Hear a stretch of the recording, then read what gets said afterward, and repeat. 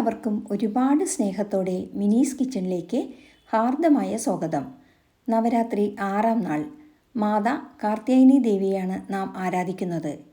ഇന്നത്തെ സ്പെഷ്യൽ വിഭവങ്ങൾ അവിൽ കേസരി, ഉഴുന്ന് സാദം കൂടാതെ സ്വീറ്റ് കോൺ ചൂണ്ടലുമാണ്. ഇന്നത്തെ നിറം ഗ്രേയാണ്. സ്കന്ദമാത എന്നത് സുബ്രഹ്മണ്യ സ്വാമിക്ക് ശേഷമുണ്ടായ ദേവോപാസന സമ്പ്രദായം എന്നതുപോലെ കാർത്യായനി ഋഷി ആരംഭിച്ച സമ്പ്രദായമാണ് കാർത്യായനി ഭാവത്തിൽ ആരാധന നടത്തുകയെന്നത്. 4 കൈകളുള്ള സിംഹാരൂഢയായ സൗമ്യ സുന്ദര രൂപമാണ് കാർത്യായനി രൂപം. ഇടതു കൈകളിൽ വാളും താമരയും ധരിച്ച മറ്റു 2 കൈകളും അഭയമുദ്രയാർന്ന രൂപമാണിത്. അധർമ്മികളെ എതിർക്കുന്ന പ്രാണോർജ ശക്തിയാണ് സിംഹം പ്രതിനിധാനം ചെയ്യുന്നത്. ഈ ഭാവത്തിന് പ്രേമവും കാരുണ്യവും വളരെ പ്രധാനമാണ്.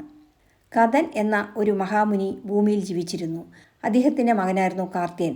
എന്നാൽ ഒരു പുത്രിയില്ലാതിരുന്ന മുനിക്ക് ദേവി ദുർഗയെ തൻ്റെ പുത്രിയായി ലഭിക്കണം എന്നാഗ്രഹമുണ്ടായി. അതിനുവേണ്ടി അദ്ദേഹം മഹാതപം അനുഷ്ഠിച്ചു. കാർത്യേയൻ്റെ പ്രാർത്ഥനയിൽ സമൃദ്ധിയായി ദേവി അവതരിച്ചു. അങ്ങനെ കാർത്യേയൻ്റെ മകളായി ദേവി കാർത്യായനി എന്ന നാമത്തിൽ ജന്മം കൊണ്ടു. കാർത്യേയൻ്റെ പുത്രി ആയതിനാൽ ദേവി കാർത്യായനി എന്ന നാമത്തിൽ അറിയപ്പെടുന്നു. സിംഹമാണ് വാഹനം. 4 കൈകളുള്ള ദേവി ഖഡ്ഗവും പത്മവും കൈകളിലേന്തിയിരിക്കുന്നു. കാർത്യായനി ഭാവത്തിലാണ് ദേവി ശ്രീ പാർവതി മഹിഷാസുരനെ വധിച്ചത്. ആ സമയം ദേവി ലക്ഷ്മിയും ദേവി സരസ്വതിയും പാർവതിയിൽ ലയിച്ചു എന്നും 3 ദേവിമാരുടെയും ശക്തി ഒന്നായി മാറിയെന്നും പറയപ്പെടുന്നു. ആദി പരാശക്തിയായി മഹിഷാസുരമർദ്ദിനിയായി ദേവി മാറി. നവരാത്രിയിൽ പാർവതിയുടെ കാർത്യായനി ഭാവമാണ് 6-ാം ദിവസം ആരാധിക്കുന്നത്. വിശുദ്ധിയിലേക്ക് പ്രയാണം ചെയ്യുന്നവൾ എന്നാണ് കാർത്യായനിയുടെ അർത്ഥം. ദേവിയെ ആരാധിക്കുന്നവരും വിശുദ്ധിയിലേക്കുള്ള യാത്ര ആരംഭിക്കുന്നുവെന്നാണ് ആചാര്യമതം. പലതരത്തിലുള്ള വിഷാംശങ്ങൾ കൊണ്ടുണ്ടാകുന്ന രോഗാവസ്ഥകൾക്ക് പരിഹാരമായി കാർത്യായനി പൂജ നിർവഹിക്കാറുണ്ട്.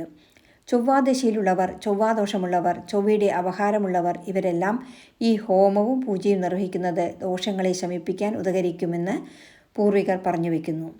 കാർത്യായന സമ്പ്രദായത്തിൽ ലളിതാ സഹസ്രനാമ ജപവും വളരെ പ്രധാനമാണ്.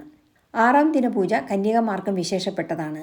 കാർത്യായനി വ്രതം അനുഷ്ഠിച്ചാൽ വിവാഹഭാഗ്യവും ദീർഘസൗമംഗല്യവും സിദ്ധിക്കുമെന്നാണ് വിശ്വാസം. ദേവിയുടെ ഇഷ്ടനിവേദ്യം കേസരിയാണ്.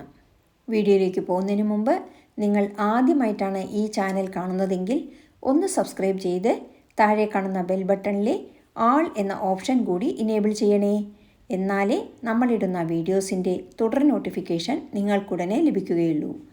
ആദ്യം നമ്മൾക്ക് അവിൽ കേസരി തയ്യാറാക്കാം. സാധാരണ റവയിലാണ് കേസരി തയ്യാറാക്കാറുള്ളത്. വായിലിട്ടാൽ അലിഞ്ഞു പോകുന്ന സ്വാദിൽ അവിൽ കേസരി 5 മിനിറ്റ് കൊണ്ട് ആർക്കും തയ്യാറാക്കാം. നൈസ് അവിലോ മട്ട അവിലോ ഇതിന് ഉപയോഗിക്കാം. ആദ്യം അവിൽ വറുക്കുന്നതിനായി ഗ്യാസ് കത്തിച്ച് ഒരു കടായി വയ്ക്കുക. കടായി ചൂടായി വരുമ്പോൾ 1 കപ്പ് അവിലിട്ട് കൊടുക്കുക. ഇനി ഇത് മീഡിയം ഫ്ലെയിമിൽ വറുക്കുക. 3-4 മിനിറ്റ് കൊണ്ട് തന്നെ നല്ല ക്രിസ്പിയായി വറുത്തെടുക്കാൻ കഴിയും. ഇനി അവിൽ ഒന്ന് തണുത്താൽ മിക്സി ജാറിലിട്ട് പൊടിക്കുക. റവ പോലെ പൊടിച്ചാൽ മതി. നൈസായി പൊടിക്കണമെന്നില്ല. ലേശം തരിയോടുകൂടി പൊടിച്ചെടുക്കുക. ഇനി അവിൽ പൊടി ഒരു പ്ലേറ്റിലേക്ക് മാറ്റി വയ്ക്കാം. അടുത്തതായി ഗ്യാസ് കത്തിച്ച് ഒരു പാൻ വയ്ക്കുക. പാനിലേക്ക് 1 സ്പൂൺ നെയ്യ് ചേർത്ത് കൊടുക്കാം.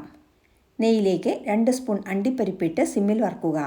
അണ്ടിപ്പരിപ്പിൻ്റെ കളർ മാറി മൂത്ത് വരുമ്പോൾ 2 സ്പൂൺ ഉണക്കമുന്തിരിങ്ങയിട്ട് വറക്കുക.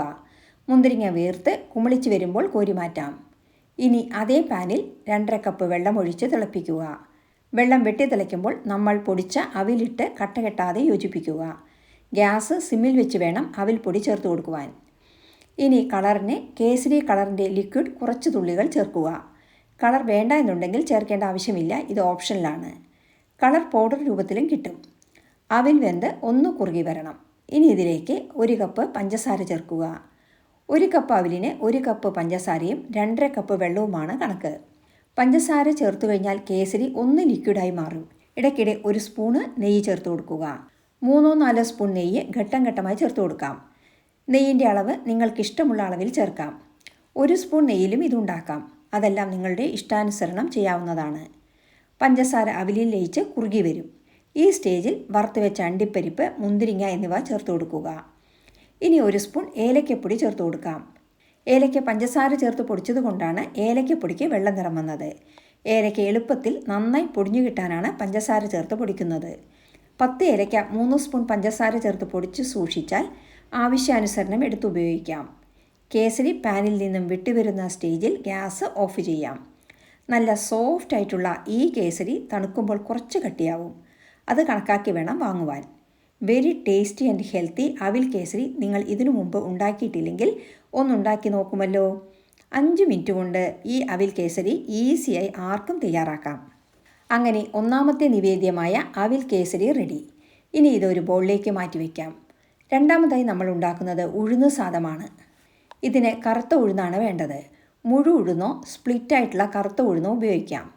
ആദ്യം ഉഴുന്നുപൊടി തയ്യാറാക്കി വയ്ക്കാം. ഇതിനാവശ്യമായ സാധനങ്ങൾ 3 സ്പൂൺ ഉഴുന്ന്, 1/4 സ്പൂൺ കുരുമുളക്, 3 വറ്റൽമുളക് എന്നിവയാണ്. ഉഴുന്നുപൊടിക്ക് മസാല വറുത്തെടുക്കുവാൻ ഗ്യാസ് കത്തിച്ച് ഒരു പാൻ വയ്ക്കുക. പാൻ ചൂടായി വരുമ്പോൾ എടുത്തു വെച്ച ഉഴുന്ന്, വറ്റൽമുളക്, കുരുമുളക് എന്നിവ ചേർത്ത് സിമ്മിൽ വറുക്കുക.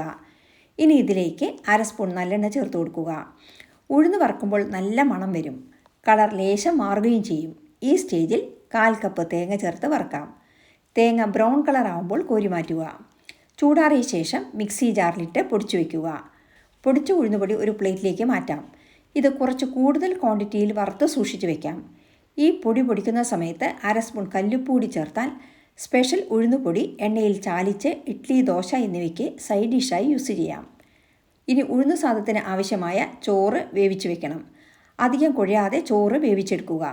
പച്ചരിയോ പൊന്നിയരിയോ ബസ്മതി റൈസോ ഉഴുന്ന് സാദം ഉണ്ടാക്കാൻ ഉപയോഗിക്കാം. ചോറ് വേവിച്ച് വെച്ച് ഉഴുന്നുപൊടി പൊടിച്ചും വെച്ചാൽ 1 മിനിറ്റ് കൊണ്ട് ഉഴുന്ന് ചോറ് തയ്യാറാക്കാം. ഇതിന് ഗ്യാസ് കത്തിച്ച് ഒരു കടായി വയ്ക്കുക. കടായി ചൂടായി വരുമ്പോൾ 1 സ്പൂൺ നല്ലെണ്ണ ചേർക്കുക. ഇനി എണ്ണയിലേക്ക് 1/2 സ്പൂൺ കടുകും 1/2 സ്പൂൺ ഉഴുന്നുപരിപ്പും ചേർക്കുക. ഉഴുന്നുപരിപ്പ് മൂത്ത് വരുമ്പോൾ 2 വറ്റൽമുളക് രണ്ടായി മുറിച്ചതും കുറച്ച് കറിവേപ്പിലയും ചേർത്ത് കൊടുക്കുക. 2 സ്പൂൺ അണ്ടിപ്പരിപ്പിട്ട് സിമ്മിൽ വറക്കുക. ചോറിൽ ഉപ്പ് ചേർത്തല്ല വേവിച്ചത്, അതുകൊണ്ട് 1/2 സ്പൂൺ ഉപ്പ് ഇപ്പോൾ ചേർത്ത് കൊടുക്കുന്നുണ്ട്.